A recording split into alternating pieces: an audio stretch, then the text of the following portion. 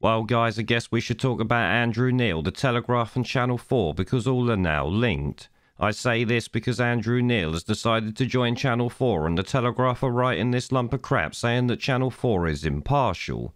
This is like calling Trudeau impartial when it comes to peaceful trucker protests after he bent the knee to BLM riots in 2020, or the current protests going on about the pipeline that's actually seen people injured.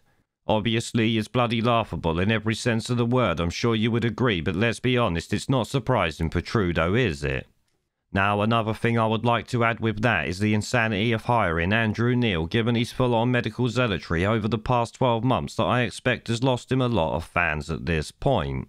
Then of course you got his GB News backstabbing scum move where he did a runner and took shots at them from question time after quitting the little snake. This guy is a true BBC shitweasel, so will likely fit right in at Channel 4, but I have to say I really don't think it's gonna be that successful. Obviously, I could be wrong, of course, but I can't see any reason why people are gonna watch that tripe. Plus, another thing I should point out is the complete delusions that Andrew Neil is suffering when he says this, and I literally quote, "The traditional broadcasters have realised that the format they have that the streamers cannot match is news.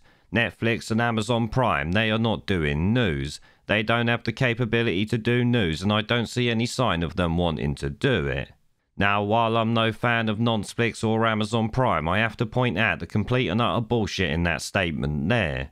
We are talking about two companies with a lot more money than Channel 4 could ever dream of, yet tosspot Andrew Neil thinks that they can't match the fake news media and don't have the capability to even do news. I'm sure if either wanted to do it, they could do it pretty quickly and likely even do a better job than Channel 4.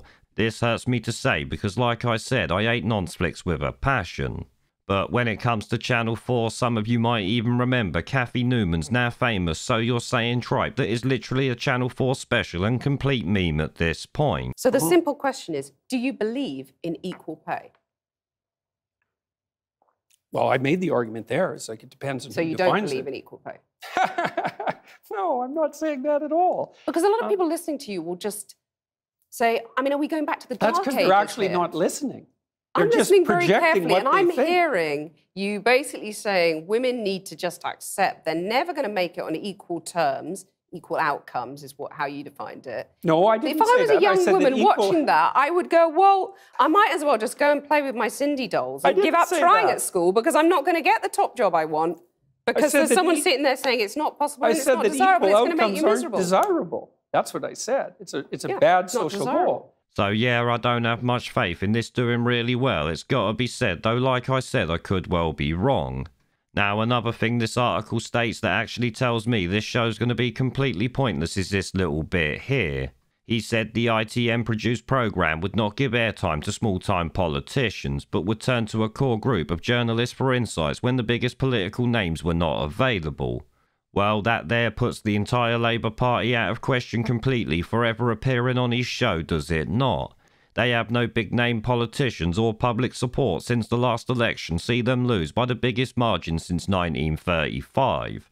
Plus, of course, you've had them literally following the Tories lockstep for the past 2 years, so no big politicians live in there. Obviously, a big politician, though, in the eyes of the public is probably Boris Johnson, and realistically that's about it.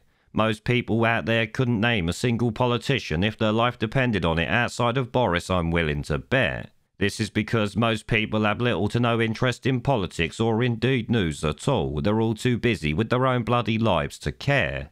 How do you think we ended up in the complete shit show we found ourselves in over the past 2 years? When people who don't watch the bloody news start watching it and get fed the fear porn that's constantly pumped out, we end up in the shit show we've lived through.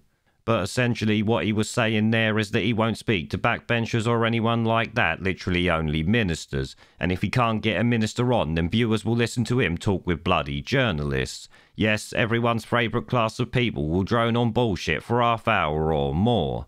This is why I really can't see many people tuning into that absolute tripe, but Andrew Neil is a grifter of the highest order, so money is money to him, I guess. In fact, he might do 8 shows, say he needs a holiday, and then quit like a little bitch. He has form in that area after all. There is a pattern consistent throughout history of oppressed people turning on the oppressors, slaves against their owners, the peasantry against the feudal barons, colonies, Mr. Verhofstadt, against their empires. And that is why Britain is leaving. And it doesn't matter which language you use, we are going, and we are glad to be going. We're off.